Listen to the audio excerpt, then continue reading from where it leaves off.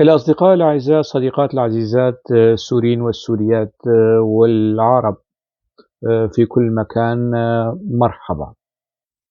لاقى الإعلان الدستوري الذي أصدرته الحكومة الانتقالية، حكومة أحمد الشرع، لاقى هذا الإعلان ردود أفعال ساخطة وغاضبة وناقمة وناقدة من أغلب مكونات الشعب السوري، كردا وعربا وسريان، ومن الدروز ومن العلويين، من كافة المكونات، باستثناء المكون الأموي اللي بينسب نفسه لبني أموي، بني أمية، بني أمية. هؤلاء كانوا فرحانين ويطبلوا بيزمروا بالإعلان الدستوري، والبعض حكى يعني أنه طبيعي، يعني لأنه وفخورون، يعني هؤلاء فخورين بأن ينسبوا أنفسهم إلى بني أمية وحقبة بني أمية، على أساس أنه هذا الإعلان الدستوري هو توطئة لإعادة سوريا وبلاد الشام والمنطقة إلى 1400 سنة، إلى حقبة معاوية بن أبي سفيان. يعني على كل، مش مشكلة. ردود الأفعال الساخطة والناقمة والناقدة لهذا الإعلان الدستوري لها وجاهتها وأسبابها الحقيقية والمنطقية والأخلاقية والقانونية، يعني والوطنية أيضا. يعني الطرف الآخر ما عنده شيء غير أنه يأخذ الأمر على أنه يعني هذا طبيعي وهذا الواقع وهذا هيك لازم يصير، ومن استنادا على بعض التخريفات والتخريجات والأوهام اللي منها جلها طائفي، وجزء منها إملاء يعني أتى من تركيا بالدرجة الأولى.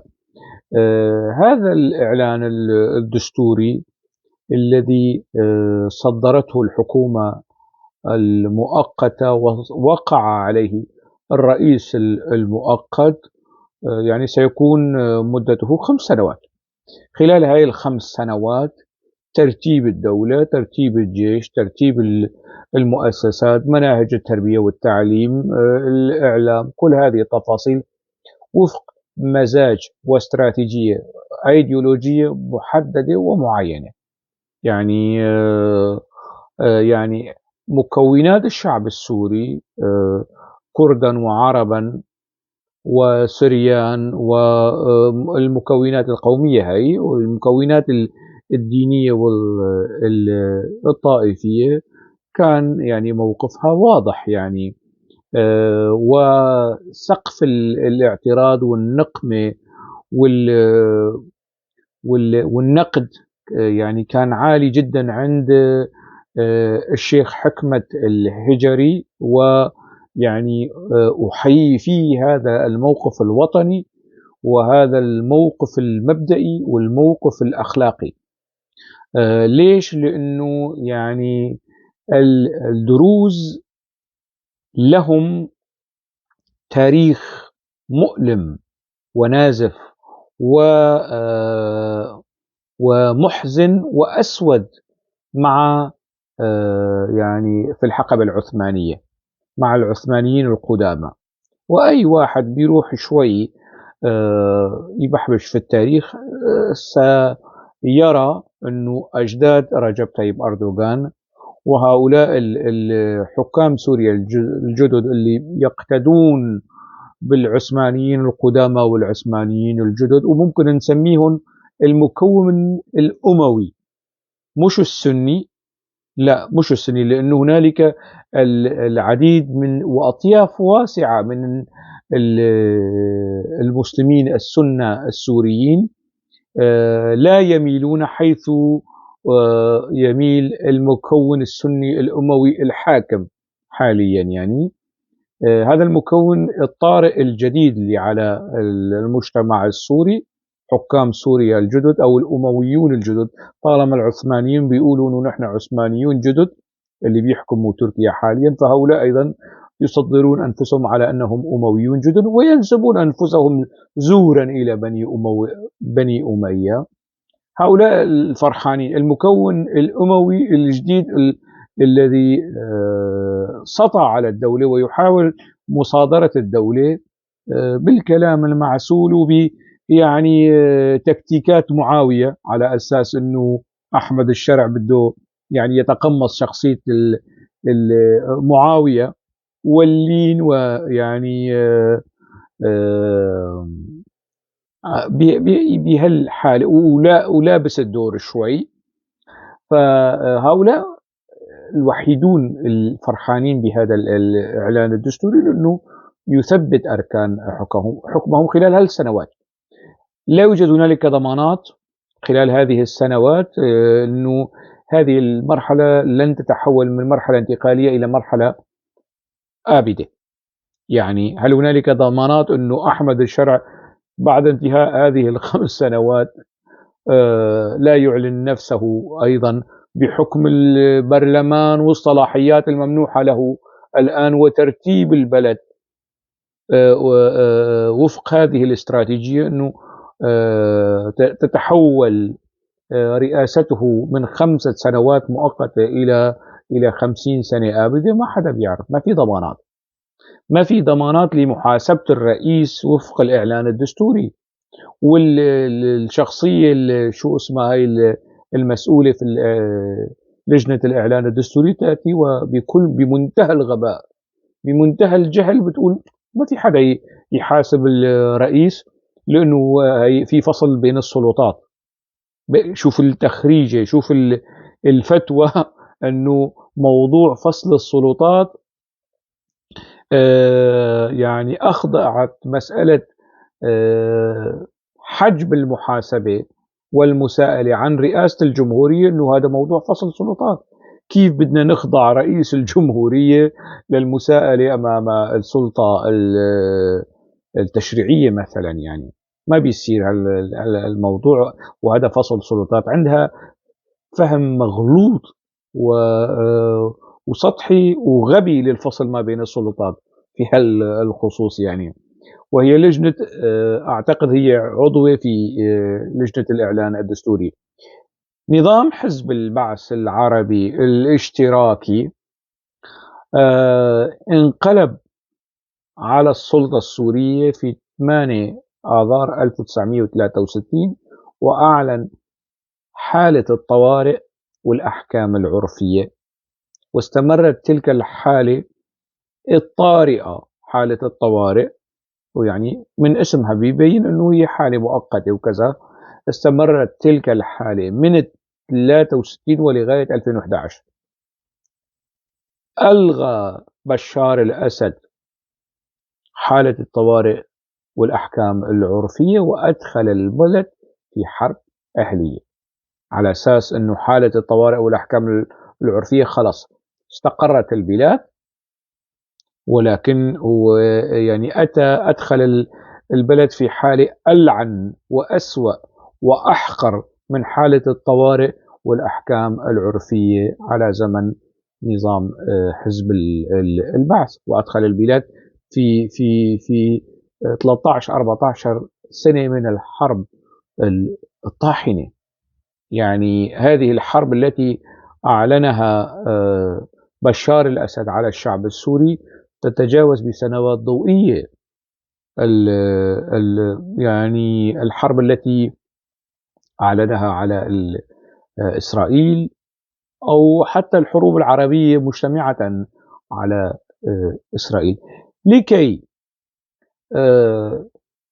لا تتحول هذه الحالة الانتقالية من 5 سنوات إلى 50 سنة ويورث أحمد الشرع الحكم لابنه ولابن ابنه وهكذا، وندخل في دوامة جديدة من التوريث والتأبيد والتوثين والتصنيم، كل هالقصص هي كلياتها. ويأتي وبعدين أحمد الشرع والأمويون الجدد يخوفوا السنة أنه في حال نفس قصة بشار الأسد، أنه في حال إذا راحت من السلطة والدولة من إيدينا سنتحول إلى سبايا وإلى يعني ضحايا وإلى عبيد لحكام سوريا ما بعد الأمويين الجدد يعني.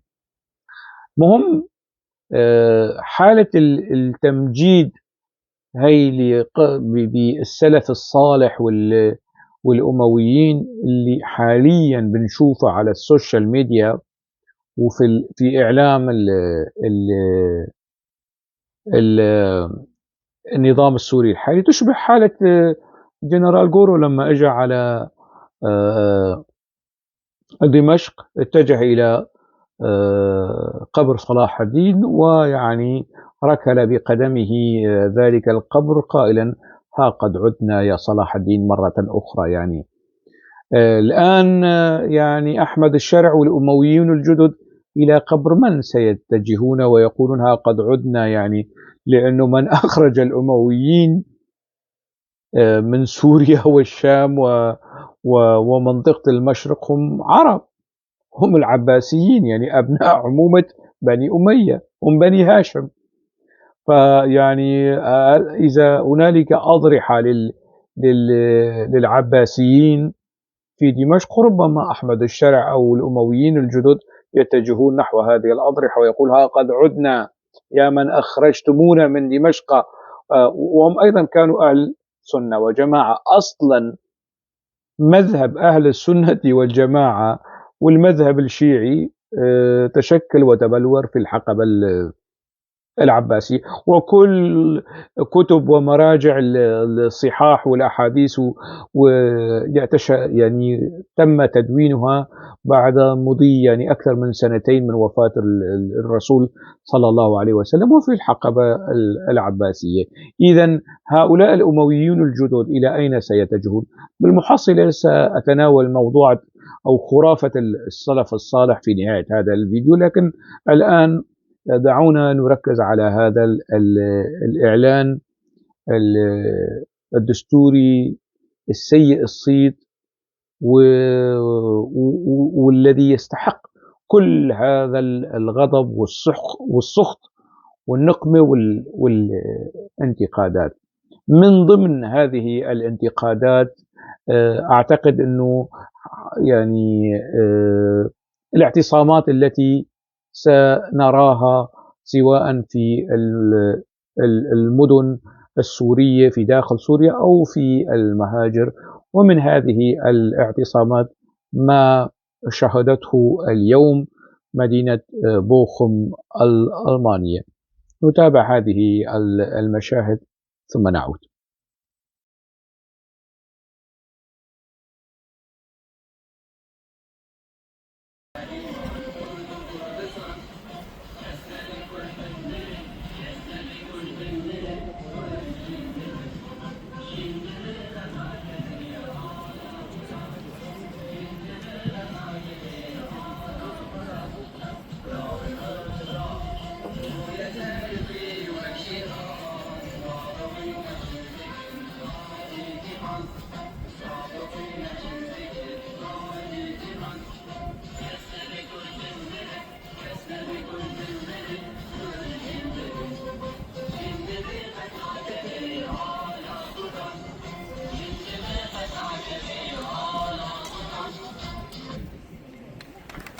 سپاسگزارم مرحبا.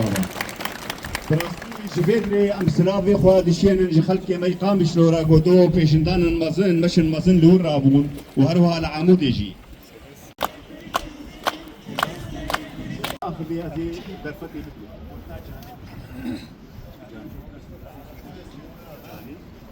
آخر موجاني.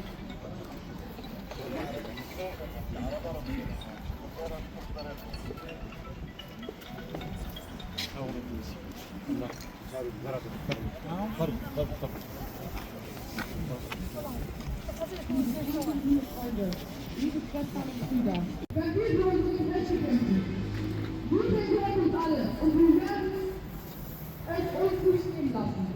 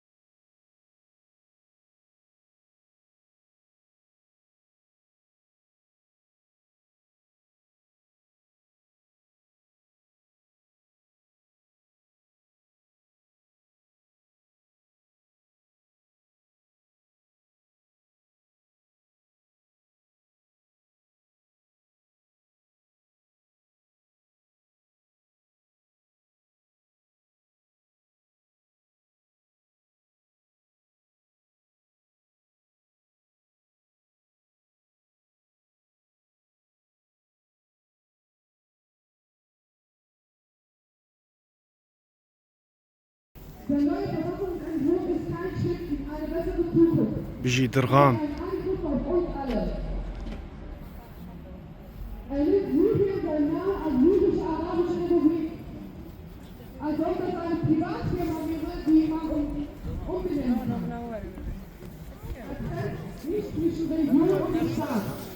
Als ob Julia nur einen Glauben hören würde. Er ignoriert die Existenz der Kurden. Als ob wir nicht eines der größten Völker Syriens wären. Er gibt uns keine Garantien für kulturelle und nationale Rechte. Als ob المئات من السوريين من الكرد ومن العرب ومن السريان ومن يعني المكون العلوي وحتى من الدروز أيضا شاركوا. أغلبهم كانوا أكراد، لكن باقي المكونات السورية الأخرى أيضا كان لها حضور في مدينة بوخم ألمانيا، ورفعوا اللافتات، منها ما هو ناقد، منها ما هو ساخط، منها ما هو ناصح. لكن اتفق هؤلاء المجتمعون وأغلبهم يعني من الصبايا والشباب على رفض هذا الإعلان الدستوري. وأعتقد أنه عمليات السخط والإدانة والشجب والاعتصام ضد هذا الإعلان سيستمر.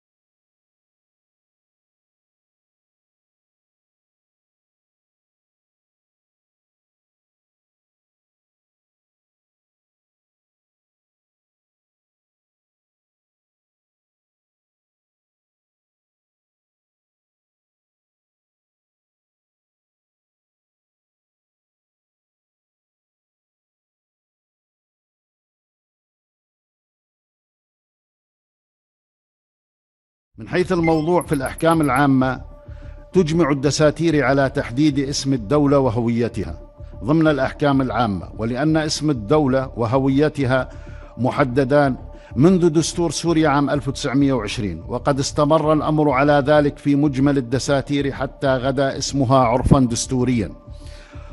لذا لم تعمد اللجنة إلى تغيير ما تعارف عليه السوريون منذ تأسيس الدولة، لقناعة اللجنة أن شرعيتها ومشروعية ما تنتج لا تحتمل التغيير في الأحكام العامة، ومنها اسم الدولة الذي بقي الجمهورية العربية السورية.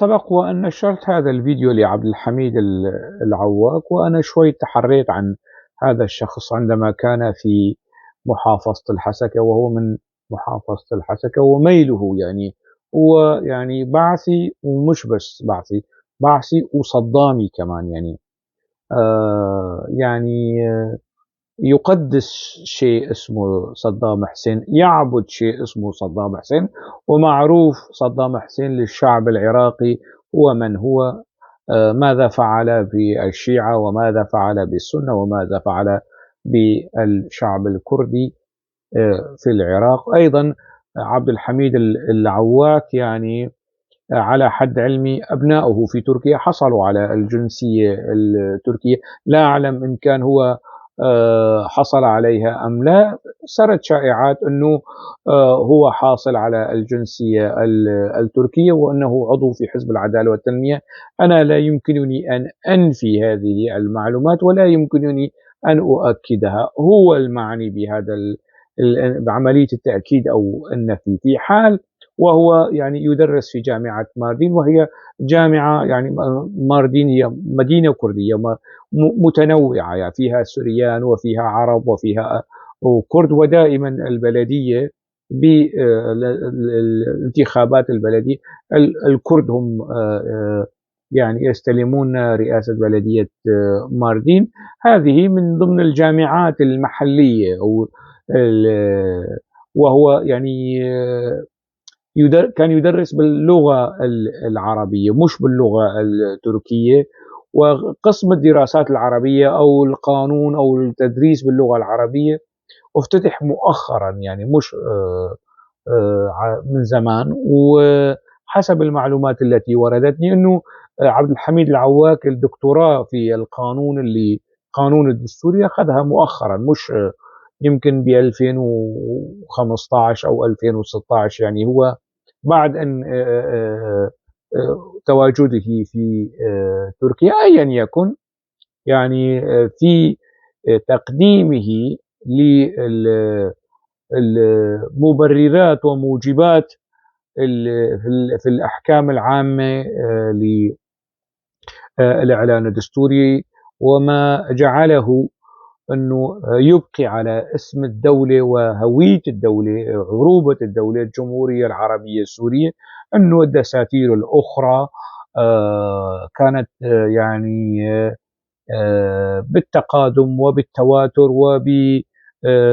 يعني بالمتابعة اسم الجمهورية العربية السورية كان موجود في هذه الدساتير، وهذا كذب صراح يعني.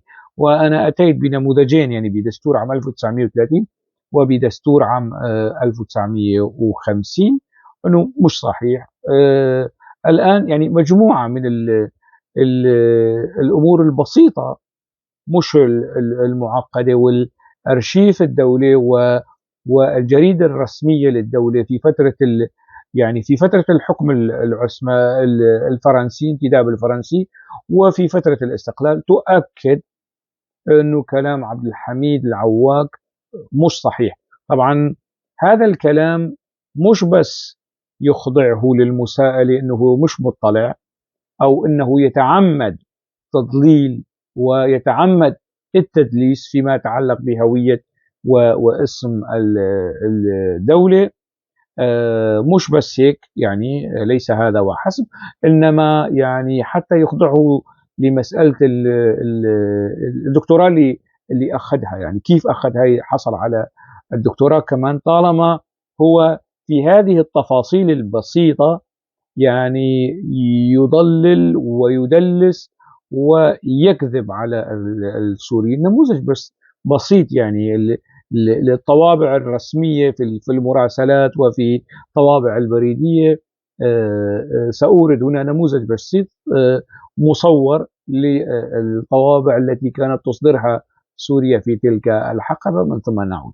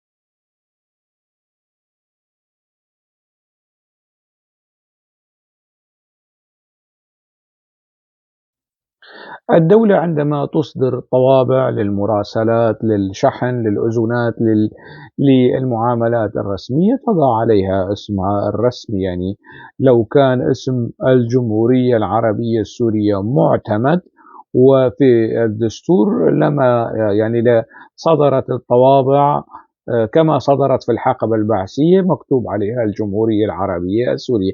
إذا وفي الفيديو السابق أيضا ذكرت ونشرت نسختين يعني من الباسبورت السوري في تلك الحقبة، حقبة الخمسينات، مذكور عليها بشكل واضح الجمهورية السورية. فإدخال العربية هو يعني عمل بسنة حزب البعث العربي الاشتراكي، بسنة حافظ الأسد وبشار الأسد، وليست يعني بسنة الآباء المؤسسين للكيان السوري. هذا قولا واحدا. يعني واحد بيفهم شوي هيك في البحوث والدراسات التاريخية والسياسية والقانونية بإمكانه أن يتحرى ويكشف بالدليل القطعي الثبوت والدلالة مدى يعني افتراء عبد الحميد العواك على الواقع السوري، التاريخ السوري القريب مش البعيد. نحن منذ الأساس عملنا على حماية الحقوق والحريات والمواطنة، لا يعنينا ساحل، لا يفرق عن قصد أو غيره من المكونات الأخرى. عندما صغنا الحقوق والحريات وضعت لكافة مكونات الشعب العربي في سوريا، لكافة مكونات الشعب العربي في سوريا. هذه السيدة الفاضلة أيضا يعني يعني نشرت الفيديو سابقا على صفحتي في الفيسبوك، والآن أيضا آتي وأكرر أنه لديها هذا الفهم العنصري والغبي، أنه مكونات الشعب العربي السوري، ما بتقول الشعب السوري، الشعب العربي السوري، يعني السريان عرب، الأرمن عرب، الأكراد عرب، التركمان عرب. أي إحدى أعضاء الإعلان الدستوري وشريكة عبد الحميد العواك في سن وإصدار هذا الإعلان الدستوري المشين والمهين لمكونات الشعب السوري، مش مكونات الشعب. يعني الشعب العربي ما في، هو شعب عربي ما عنده، ما في مكونات. العرب عرب، يعني في تفاصيل أخرى داخل الدائرة العربية. السريان بيقولوا عن نفسهم أنهم مو عرب. السريان يقولون هم والعرب واليهود والعبريين يعني من أرومة واحدة، لكنهم ليسوا عربا، مثل الكرد والفرس والأفغان من أرومة ومن عائلة واحدة، لكنهم الكرد كرد والفرس فرس. هل الأمور، هل الخلط يا إما عن جهل وغباء أو عن عمد أو الاثنين معا؟ يعني مسألة مكونات الشعب ما عندهم فرق بين مكونات الشعب العربي. طبعا ما عندك فرق، يعني في المكون العربي ما في مكونات. يعني الدروز عرب نعم، العلويين عرب نعم، لكن هنالك من العلويين كرد وهنالك من الدروز أيضا كرد. عائلة جنبلاط مثلا تنحدر أو تنحدر من أصول كردية وهم دروز.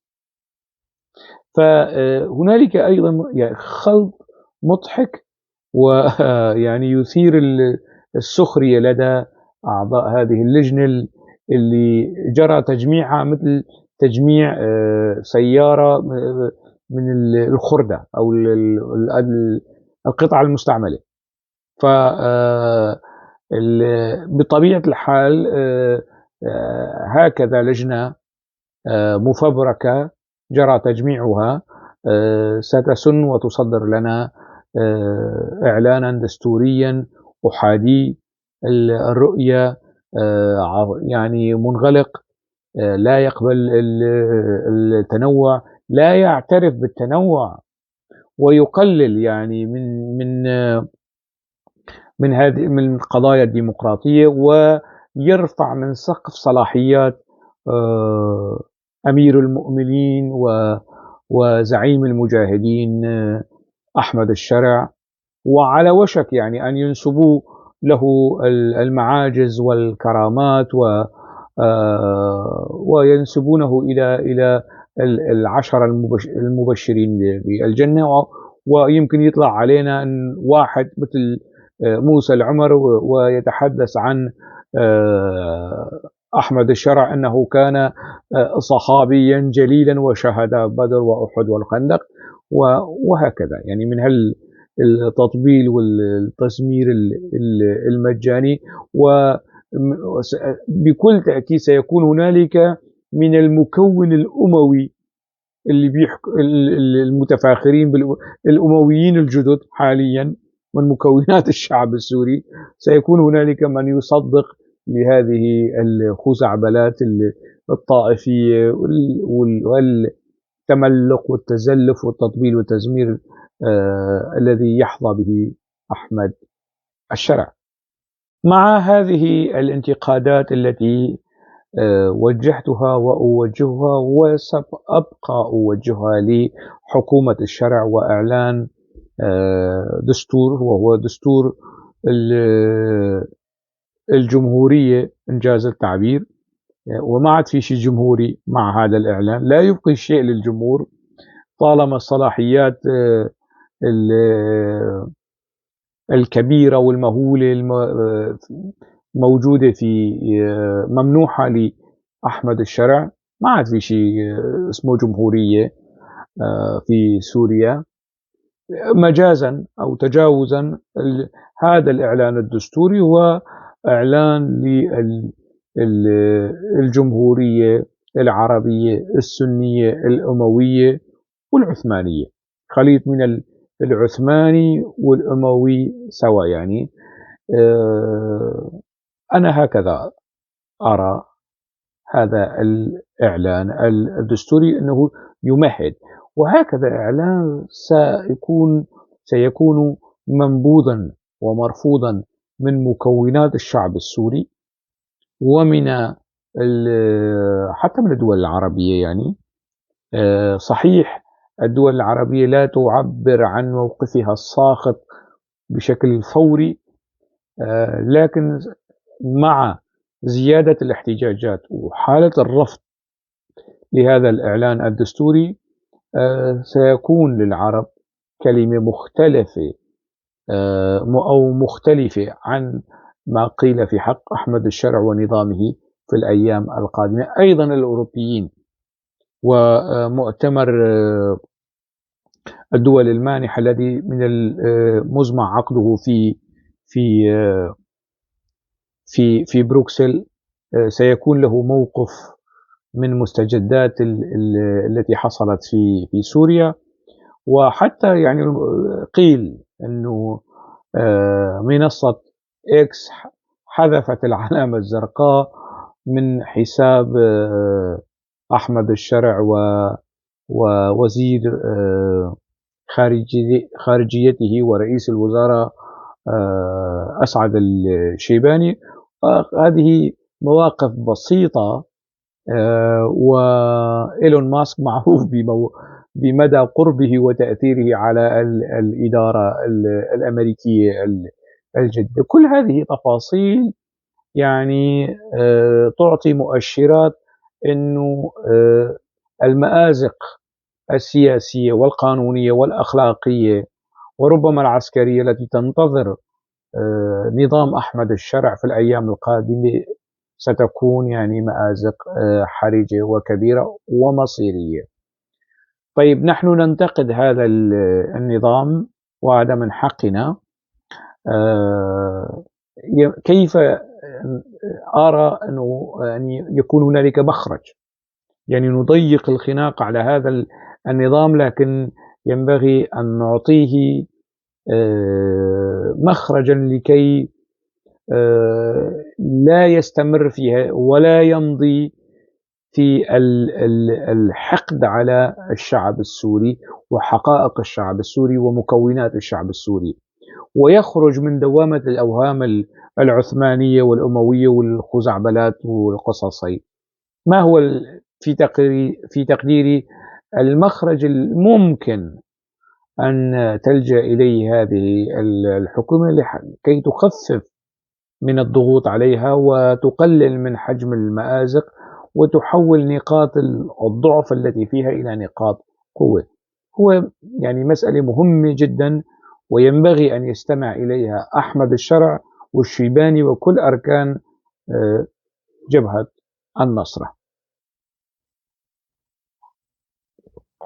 في تقديري أنه يعني بالسرعة القصوى، ومش مشكلة بهذه اللجنة، يعني مش معقول يألفوا لجنة جديدة، يعني يركبوا لجنة جديدة. بهذه اللجنة، لجنة الإعلان الدستوري، يصار إلى وضع وثيقة متممة أو وثيقة مكملة للإعلان الدستوري.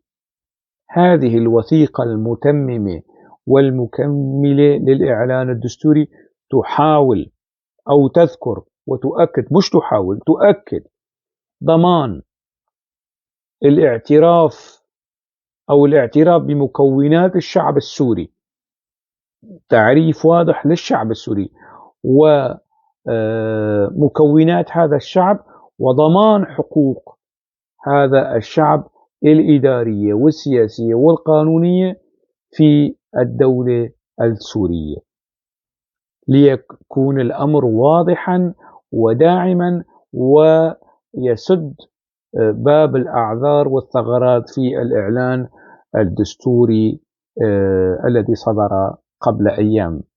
وهكذا بيان متمم واضح وصريح وجلي ولا لبس فيه يعني يخفض من مستوى التوتر الذي خلقه وأحدثه الإعلان الدستوري السيء الصيت مؤخرا. يعني وثيقة متممة أو ملحق متمم أو ملحق مكمل ضروري جدا لإنقاذ هذا الإعلان، وضروري جدا ل يعني التقليل من حجم الأزمات التي تنتظر هذه الحكومة، وستكون أزمات حقيقية لن ينفع معها موسى العمر وأمثاله والشلة اللي بيحوموا حوالين أحمد الشرع والمستفيدين يعني من هذه المرحلة الانتقالية. ينبغي أن تمر بسلام. هذا الإعلان المتمم أو الوثيقة المتممة ينبغي عليها أن تتضمن نقاط واضحة حتى فيما يتعلق بصلاحيات الرئيس، يعني وتقلل من هذه الصلاحيات للحد المعقول. يعني هذه مش صلاحيات رئيس مؤقت أبدا، هذه صلاحيات رئيس يعني وصل إلى الحكم بانقلاب عسكري، مش صلاحية ورئيس يعني يحظى بشعبية مهولة في الأوساط السورية، وبالتالي لديه شرعية شعبية ولديه شرعية عسكرية.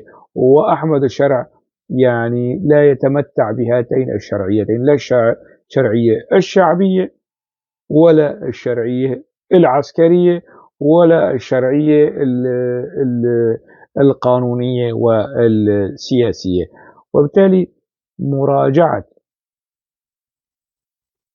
هذا الإعلان الدستوري بوثيقة متممة، بوثيقة تضمن لسوريا مستقبل آمن، وتضمن لهذه المرحلة الانتقالية يعني ظروف الاستمرارية، وتنزع أسافين الأزمات التي ستعترض هذه الحكومة، وحالات في تقديري حالات الاعتراض والشجب والإدانة ستبقى مستمرة حتى الاتفاق مع قسد، حتى هو اتفاق قلق مع وجود هذا الإعلان الدستوري الذي يعني أقل ما يقال فيه بأنه انقلاب على اتفاق مع قسد، وطعن في هذا الاتفاق، وبالتالي يعني لضمان استمرار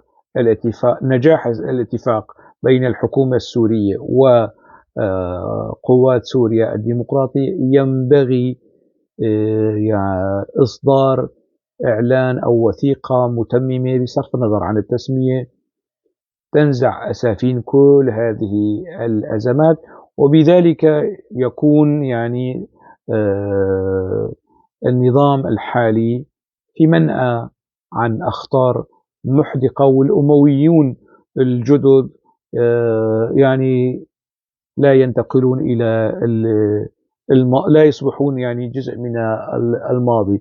أنا عندما أنتقدهم أحاول أن ألتمس لهم أيضا سبل الحل، يعني مش أضيق عليهم الخناق، لا، أفتح لهم نافذة لكي يحاولوا أن ينقذوا أنفسهم أيضا.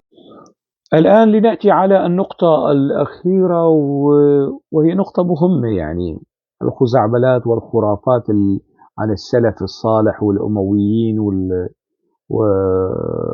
وفي على زمن بني أمية ما كان هنالك طير جائع أو والبشر كله كانوا شبعانين والناس عايشة في بحبوحة وكل الأمور على العال. طبعا هذا كله كذب، كذب صراح. يعني لو الموضوع كان هيك، العباسيين اللي انقلبوا على وهم أبناء عمومة الأمويين لما فتكوا بالأمويين أصلا. حتى الآن لا يوجد شيء يمكن أن ننسبه للأمويين. هنالك قبائل وتنسب نفسها لبني العباس، وهنالك قبائل أيضا وينسبون أنفسهم إلى آل البيت، لكن لا يوجد شيء الآن يعني فليأتي شخصية أو سياسية أو ثقافية ويقول يعني ويبرز شجرة العائلة وعلى أنه ينتسب إلى أسرة بني أموية. ما في شيء يعني في هالإطار. المهم التاريخ السلف الصالح اللي عم يحكوا عنه الأمويين الجدد وأهل السنة والجماعة. شو سلف الصالح؟ يعني النبي فوق الشبهات وغير خاضع للنقاش والأخذ والرد. الصحابة كلهم يعني دون استثناء بمن فيهم أبو بكر.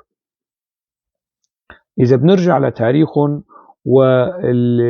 والمشاكل اللي صارت بعد وفاة الرسول والفتن والقلاقل في الفترة الأقرب إلى فترة وجود النبي، الخلافة الراشدة، يعني ما في شيء يعتد به إنه نقول والله هؤلاء سلف صالح. المبشرون بالجنة العشرة تقاتلوا وقتلوا بعضهم بعضا، يعني ومش بس هيك، يعني سفكوا دماء عشرات الألوف مئات الألوف من من من المسلمين. يعني هذا على زمن الخلافة الراشدة، فما بالكم على زمن الحكم الأموي وما فعله الأمويون. يعني بداية حكمهم كان استثمار لدم عثمان ومحاربة آل البيت ومحاربة علي وقتل أولاد علي. يعني ماذا فعل معاوية؟ يعني خان الحسن بن علي. الميثاق الذي أبرمه الحسن على أن وبايعه في الخلافة على أن تعود الخلافة بعد وفاة معاوية إلى آل البيت، لكن الحسن قتل مسموما. ومتى تمرد الحسين بن علي على معاوية؟ عندما أوصى بابنه يزيد ليكون خليفة من بعده. فمبدأ الشورى المبدأ الأساسي في الإسلام، المبدأ الأساسي اللي بيقولوا على منهاج النبوة وكذا. الآن الأمويين الجدد يعني أول من هتك منهاج النبوة وأمرهم شورى بينهم كذا هو معاوية. نقل الخلافة الإسلامية من مبدأ الشورى إلى مبدأ التوريث، وهكذا. وفعل يعني علي كان يشتم على المنابر 80 عاما، وعلى زمن أعتقد عمر بن عبد العزيز الخليفة الأموي توقف الشتم يعني. في دمشق الذي يقال أنه أموية، المسجد الأموي هو في الأصل يعني كان كنيسا، تحول إلى دير مسيحي، كنيسة مسيحية، ثم حولوا إلى جامع. والجامع الموجود بهيئته هو من آثار الأيوبيين وليس الأمويين، لأنه الجامع تعرض للكثير من المشاكل، منها أعتقد حريق أو الكثير من والحروب التي كانت تدور بين الأمويين والعباسيين وما شهدته المنطقة. الأيوبيون أعادوا بناء الجامع، وحتى بناء الكثير من الأماكن في سوريا. يعني ماذا يوجد يعني يعتد به أو يمكن أن يفتخر به الأمويون الجدد، الأمويون القدامى؟ يعني هل يفتخرون بالحجاج بن يوسف الثقفي الذي علق عبد الله بن زبير وهو ابن أسماء بنت أبي بكر، وابن الزبير بن العوام الصحابي الجليل، وأعتقد يعني والحجاج بن يوسف يعني رمى الكعبة بالمنجنيقات وهدها. هل الحجاج بن يوسف الثقفي وزياد بن أبي وكل هؤلاء هم شخصيات مدعاة للفخر للأمويين الجدد، حتى يحكون والله السلف الصالح. شو السلف الصالح؟ نجي على الحقبة العباسية وهم أبناء عمومة هم بني هاشم وهؤلاء بني أمية، ماذا فعلوا ببعض؟ يعني مش بس هيك، يعني بنو أمية فتكوا بآل الرسول، بيت آل النبي،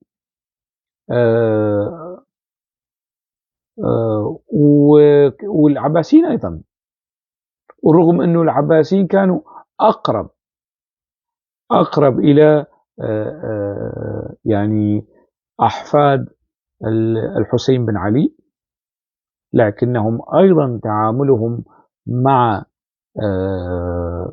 آل النبي وأولاد فاطمة أو ذرية فاطمة أو ذرية الحسين بن علي كان تعاملا بشعا، قتل وتسميم وسجن وكل ما يخطر في بالكم يعني.